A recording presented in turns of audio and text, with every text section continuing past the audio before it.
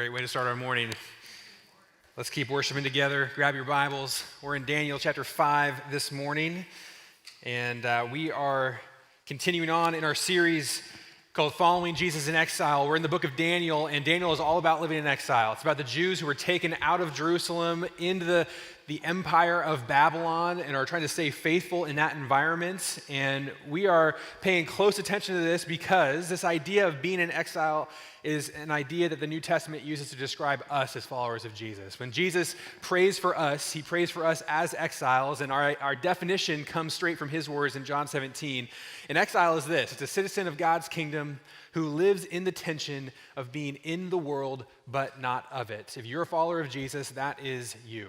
God has you here for a reason. He has you here for a purpose in your family, in your neighborhood, in this church, this time, this place. He wants you here, but he wants you here not living as everybody else lives, but as a citizen of the kingdom of heaven, as a citizen of the kingdom of God, as a light to the world so that they might see the reality of who Jesus is and respond to the gospel. And so that's what we're thinking about as we're in this book. What does it look like for us to live as exiles and to stay faithful in that? And here's what we're going to see this morning as we think about that together. It's that exiles remember that God opposes the proud but gives grace to the humble. There's been a theme in the book of Daniel. If you've been with us, you've probably seen this come up a time or two. It's all through this book. It's also just a theme in the Bible.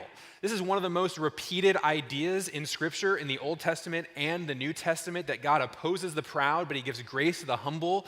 And it's almost just a law of the universe, like gravity, that God will oppose the proud. He doesn't let it go. He doesn't just allow us to stay in our pride. He will humble us, and if you humble yourself, he will support you. If you count on him, if you rely on the Lord and not on yourself, God will meet you there. And we certainly see this in our passage. And here's why it matters for us as exiles to think about this, is because we live in a world that doesn't know Jesus, that doesn't submit to Jesus. That's what it's like to be in exile. And you're going to see pride all over the place in our world. It's the default way of behaving for human beings. You're going to see it everywhere. You're going to see it today if you watch the Super Bowl and turn on, the pregame show. Nobody's humble, right? Humble is not entertaining. If somebody's like, Jim, what do you think of the game today? And they're like, well, football is a complicated game, and I don't know everything, and we'll just have to see what happens. That's not entertaining. You want somebody to be confident, to know. Pride is everywhere. And one of the things of being in exile is that you have to resist the temptation. And the temptation is that you respond to pride with pride. Right? You see a world around you that's confident that they know, and they don't honor Jesus, they don't follow God, and they have their opinions about what life should be like, and you go, you don't know, I know. We know. We have the Bible, we know Jesus, and it's to respond to pride with pride. And see, exiles need to remember that that's not how this works. It's God's job to deal with pride, and if you respond to pride with pride, God will deal with it in your life too. Right? If you don't humble yourself, God will. And that's what we're going to see in this story. So grab those Bibles. We're going to start reading in Daniel chapter 5. We got a new character in the story. Nebuchadnezzar is gone. King Belshazzar is now the king of Babylon. And this is where we pick up. Chapter 5, verse 1, it says this: King Belshazzar gave a great banquet for 1,000 of his nobles and drank wine with them. While Belshazzar was drinking his wine, he gave orders to bring in the gold and silver goblets that Nebuchadnezzar his father had taken from the temple in Jerusalem, so that the king and his nobles, his wives and his concubines, might drink from them. So they brought in the gold goblets that had been taken from the temple of God in Jerusalem, and the king and his nobles, his wives and his concubines, drank from them. And as they drank the wine, pay attention now, they praised the gods of gold and silver, of bronze, iron, wood, and stone. We get introduced to Belshazzar as he's throwing a big party. And in these days, when the king would throw a party, it was really a celebration of the king. It was a celebration of the kingdom. It was a moment to look around at all they had done and all they had conquered and the vastness of their kingdom, their military might, and to say, how amazing are we? And then to give credit to their gods for delivering them the success and the victory that they'd had. And they're celebrating that with some wine. Did you notice that 5 times in the first 4 verses of this chapter, it says that they were drinking wine? Gives you a little bit of an insight into what kind of party this was. This was not like a casual dinner party. This was more of a frat party. This was a rager. They're getting drunk, and they're celebrating everything their gods have done for them in their minds. And as they're doing that, Belshazzar gets an idea. He says, what better way to celebrate how great we are than to really rub it in who we've conquered? Let's go get the most holy items from those nations and bring them to our party, and we'll drink wine out of them, and we'll use them to praise our gods for what they've done for us, because our gods are better than their gods. That's the idea of what's happening. And we learned in chapter 1 that Nebuchadnezzar, when he conquered Jerusalem, had taken the holy items out of the temple to Babylon, and that's what they go and get. They get the items from the temple that the Jews had used to worship Yahweh, and they pour themselves another glass of wine, and they start worshiping the pagan gods of Babylon with those items. And as we look at that story and we think about the idea that God opposes the proud, but he gives grace to the humble, what is so prideful about what's going on here? Let's just start quickly with the definition of what pride is. When we're talking about pride, this is just a simple definition. It's an elevated view of yourself and your accomplishments. An elevated view of yourself and your accomplishments. Who you are, your experiences, your opinions, your outlook on the world, in your mind, they are more important than the opinions, experiences, the outlook of the world of others. The idea that what you've done, what you've accomplished is more impactful on the life that you have and the outcomes that you've experienced than anything else. And this is the thing about being human. I mean, you can only experience the world through your own two eyes.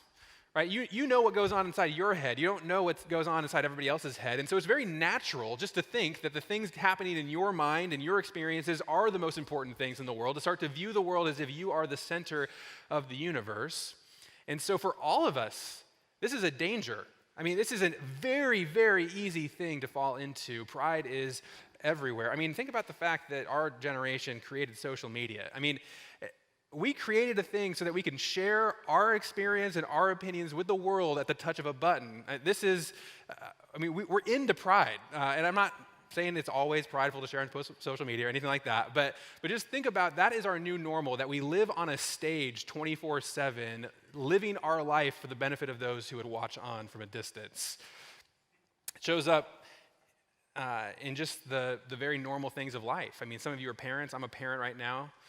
Pride shows up when you look at your kids and you think that my parenting is the reason why this kid has turned out this way. For good or for bad, right? I mean, I know plenty of people who are prideful in the sense that they're actually kind of, they're very distraught at how their kids have turned out. It's like, my kid has gone bad, and the reason is because of me. It's my actions, my parenting, it's my fault. And even that is pride. It's thinking that you are more important in the universe than you actually are. And of course, the truth is that parenting matters a ton, and loving your kids like Jesus matters a ton, and you have a lot of influence, but none of us control the way that our kids turn out. We don't control anything in this universe, only God does. And so humility is saying, no, I'm going to give God credit for God's stuff. I'm going to let him be in control of his stuff. I'm going to be faithful, and I have to trust him with how my kids turn out. It shows up at work. I mean, have you ever looked around the office and just gone, man, if I wasn't here, this place would be so just hosed. I mean, if I left, they would miss me so much. I mean, I don't think they'd make it till the end of the week without me here. It's not very common. I mean, it's one of the weird things about American culture is that, like, nobody takes their vacation days, And I think part of it is this thought, I cannot leave. If I'm gone, this place will fall apart. That's pride. That's pride. You're not nearly as important in the world as you think you are. And God is able to run things perfectly fine with or without you. This pride, it shows up when you're hanging out with people, when you encounter other families, other people that don't have the same socioeconomic status as you. You ever look at a family that's poorer than you, and the thought in your mind is, the difference between you and me is that I made the right decisions, I worked harder, I decided to invest in education. It's your decisions, what you did, that's the separator. And you don't think at all about all the things that have gone into why you are where you are and where they are that had nothing to do with your choices. what family you are born into, what mentors come around you early in life to shape you and help you. I mean, we don't think about the things that are totally not us. We think about the things that are us and think, I'm the reason why I ended up where I am. And it happens in church. I mean, maybe you're somebody like me and you grew up in church and your parents were believers and following Jesus is something you've been learning from an early age. And you see somebody walk in through the doors of church who doesn't look like that, who has some scars, who has some regrets, who hasn't lived the same kind of life that you've lived, and you think, that's a different kind of person than me. We're not the same. I'm more moral. I've made better choices. And pretty quickly, you start to think that the reason you have the relationship with God that you have is because of your own efforts, your own decisions. That's pride. And see, what we learn in this passage is that God does not let pride go very long before he confronts it. We're going to see that in this next section. Before we get there, let's talk about what humility is. If that's pride, what is not pride? What's the opposite? How do we not be prideful? Well, humility is a lowered, right-sized view of yourself and your accomplishments. Now, I put the word right-sized there for a reason. Some of us think that humility is just thinking less and less of ourselves until you think that you're totally worthless. And that's not humility, because God doesn't think that about you. Right? God says that if you're a follower of Jesus, you are a son, a daughter of his, that if you're a human being, you're made in the image of God. And so sometimes humility is saying, even though I feel worthless, I'm going to believe what God says about me, not what I think about me, because his opinion is more important than my opinion. So humility is not always thinking less of yourself, but often it is. Often it is taking yourself down a notch and realizing that you're not quite as important as maybe you think you are.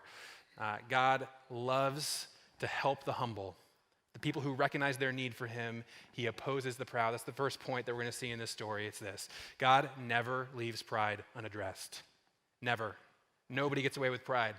God will confront it. If it's in your life, humble yourself first so that God doesn't humble you, because it's going to be one of the two.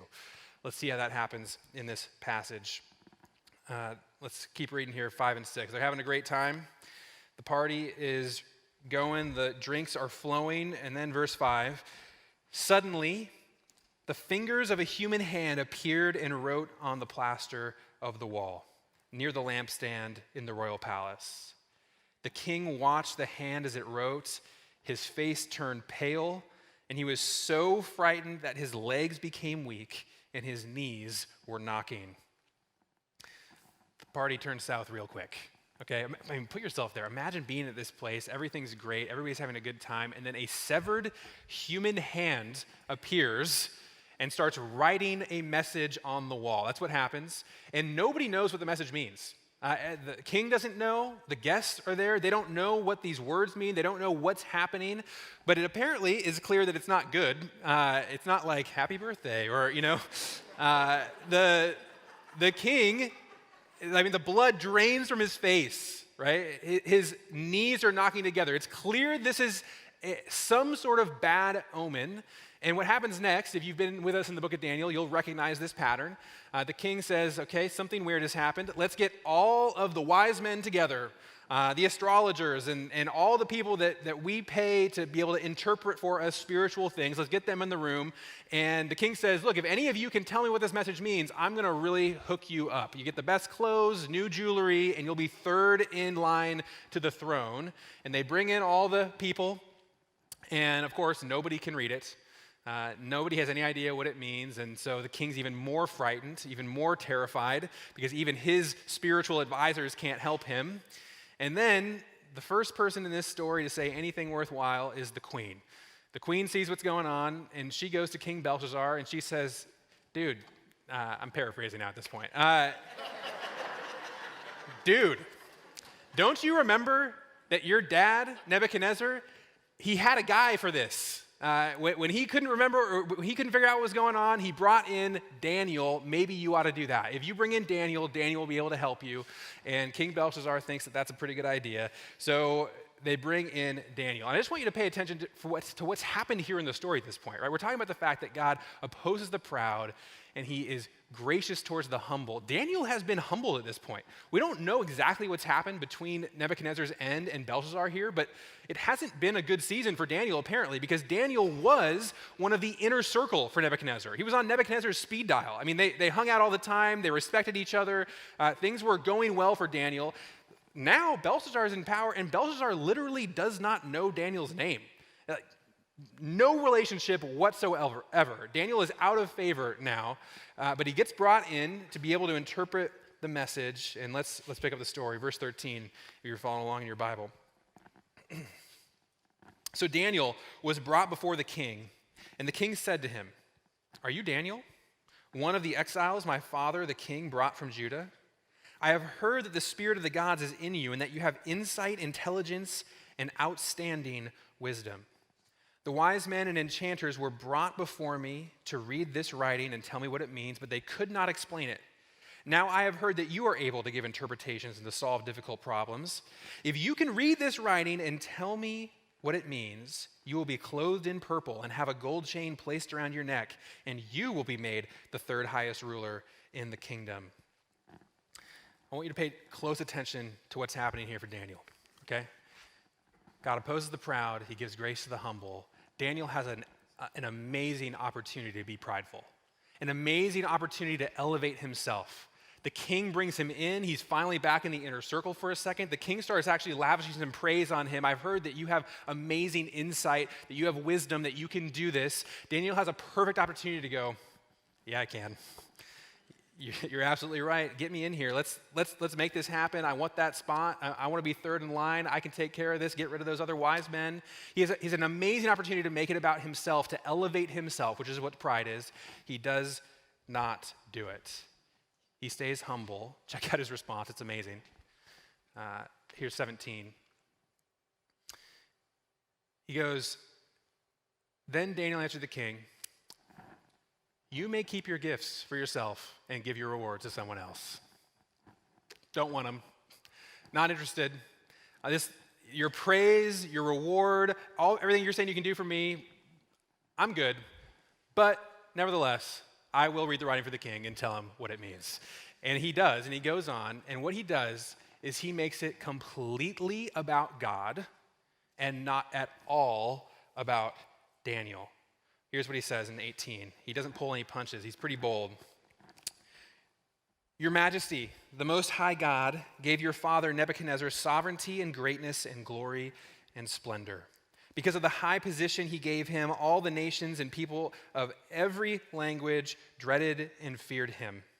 Those the king wanted to put to death, he put to death. And those he wanted to spare, he spared. Those he wanted to promote, he promoted. And those he wanted to humble, he humbled. But when his heart became arrogant and hardened with pride, he was deposed from his royal throne and stripped of his glory. He was driven away from people and given the mind of an animal. He lived with the wild donkeys and ate grass like the ox, and his body was drenched with the dew of heaven until he acknowledged that the Most High God is sovereign over all kingdoms on earth and sets over them anyone he wishes." Daniel starts off, he hasn't even started interpreting the words yet. This is just Daniel. He's like, "Hey, do you remember what happened to Nebuchadnezzar, your father? He was the most powerful person in all of the world. When he spoke, people listened. They did whatever he said. If he wanted to humble somebody, he humbled them. If he wanted to praise somebody, he praised them. Nothing could keep him from doing what he wanted until Nebuchadnezzar forgot who was really in charge of the world. And that's when God decided to humble him, and he became a crazy person." This is what happened in chapter 4 that we were just in last week. And Daniel wants to put his finger right on exactly what happened. We'll put verse 20 back up on the screen. This is what Daniel says that we just read. "When his heart became arrogant and hardened with pride, he was deposed from his royal throne and stripped of his glory." When his heart became arrogant and hardened with pride, God stepped in. And then Daniel, in case the message wasn't totally clear, goes the next step and points out exactly why he's saying this in verse 22. "But you, Belshazzar, his son, have not humbled yourself, though you knew all of this." So you saw this happen to Nebuchadnezzar. You were there. You saw everything and you learned nothing. You did not humble yourself. And he goes on in 23 and he says, "Instead, you have set yourself up against the Lord of heaven. You had the goblets from his temple brought to you, and your nobles, your wives, and your concubines drank wine from them. You praise the gods of silver and gold, of bronze, iron, wood, and stone, which cannot see or hear or understand. But you did not honor God, who holds in his hand your life and all of your ways. You did not humble yourself. You forgot that the God of the universe who created all things is the one who put you in power. He's the one who can remove you. He holds your very life in the palm of his hands, and you acted like you were the one who got you where you were, like it was your gods, your idols, that God had nothing to do with it. And because you did not humble yourself, God is going to humble you. So now he goes on to explain what the writing on the wall means. This is what verse 25 says. It says, this is the inscription that was written, Mene, Mene, Tekel, Parsin. 4 words written on the wall, and these are Aramaic words. The reason why nobody could read them is not because they weren't understandable texts. These words would be able to be read, but they're ambiguous words. You know how in English sometimes there's words that out of context mean different thing? If the word fly, F-L-Y, was written on the wall and you looked at it with no context, you wouldn't really know what it meant. Does it mean fly like on an airplane? Does it mean fly like the insect? Does it, similar kind of thing. So these words could mean different things. Daniel sees them and he interprets them. He knows what they mean, and he says this. This is what these words mean in English. Mene means numbered. Tekel means weighed, and parsin means divided. So these 3 words, numbered, weighed, divided, and Daniel then gives the message why these words were written and what they mean. Verse 26, he says this. Here is what these words mean. Mene, God has numbered the days of your reign and brought it to an end. Tekel, you have been weighed on the scales and found wanting. Perez, your kingdom is divided and given to the Medes and Persians. Daniel says, look, God has numbered the days of your kingdom, and he has decided today is the last day. It is coming to an end. And the reason is because he weighed you, he measured you, he evaluated you and found that you are not worthy of the position that he's put you in. And so the result is that your kingdom will be divided. The end of the Babylonian Empire comes right now. The Medes and the Persians come in and take over, and this very night, Belshazzar is killed. Darius the Mede is the new king, and a new empire comes into being. And there's something amazing that happens here, which is Daniel gives this message. And I mean, let's just be real. He wasn't even very respectful. I mean, he was walking the line, okay? He steps in, first time he's met Belshazzar, and he goes, look, do you even remember your dad and what happened? Like, you're an idiot. Why would you not pay attention to what he became a crazy person and was eating grass like an ox. Didn't you notice? And he says, and you did the exact same thing. You didn't humble yourself at all. And he gives this message. And anybody there would expect that the outcome of this is that Daniel gets put to death immediately. I mean, the king's drunk on top of everything else. Like, you wouldn't expect him to have a lot of self-restraint and to hear a message like this and receive it very well. But God loves to support the humble. And Daniel doesn't make this about himself at all. He makes it all about God. And what happens is that Belshazzar does exactly what he said he was going to do, even though Daniel said he didn't want it. Verse 29, then at Belshazzar's command, Daniel was clothed in purple, a gold chain was placed around his neck, and he was proclaimed the 3rd highest ruler in the kingdom. And really what happens next, as Belshazzar is killed and Darius the Mede is brought back in, is that Daniel is given a lot more influence in this new kingdom than he was under Belshazzar. Remember, Belshazzar didn't even remember who he was. Daniel's actually going to have a pretty good relationship with Darius the Mede and be put in a spot to influence the kingdom and to write the rest of this book that we're studying. And it's all because of this change of power that happens. Given there is a little bit of a hiccup with a lion's den. We're going to get to that next week. But this really is a good thing for Daniel. And so Daniel doesn't take the opportunity to lift himself up, but God does it for him. God opposes the proud, but he gives grace to the humble. So what does that mean for us? What does it look like for us to humble ourselves, to not give in to the prideful mindset of elevating ourselves, elevating our ideas? Where do we see that? And I think one of the questions I'd love for you to think about as you think about what humility might look like in your life is just to think about the ways that pride is most likely to enter into your heart and your soul and your mind? What areas in your life do you need to pay special attention to? Because if you don't, pride will very easily creep in. Often that happens through success. Somewhere you've been successful is where pride is most likely to come into your life. I'm going to put a picture on the screen. You might recognize this person. This is Elizabeth Holmes. Been in the news a little bit recently.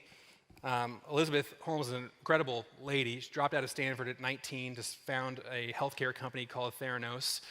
They were developing new ways of doing lab testing that rather than use a whole vial of blood, could just use a couple drops, and had dreams of revolutionizing the healthcare industry. She's a powerful personality.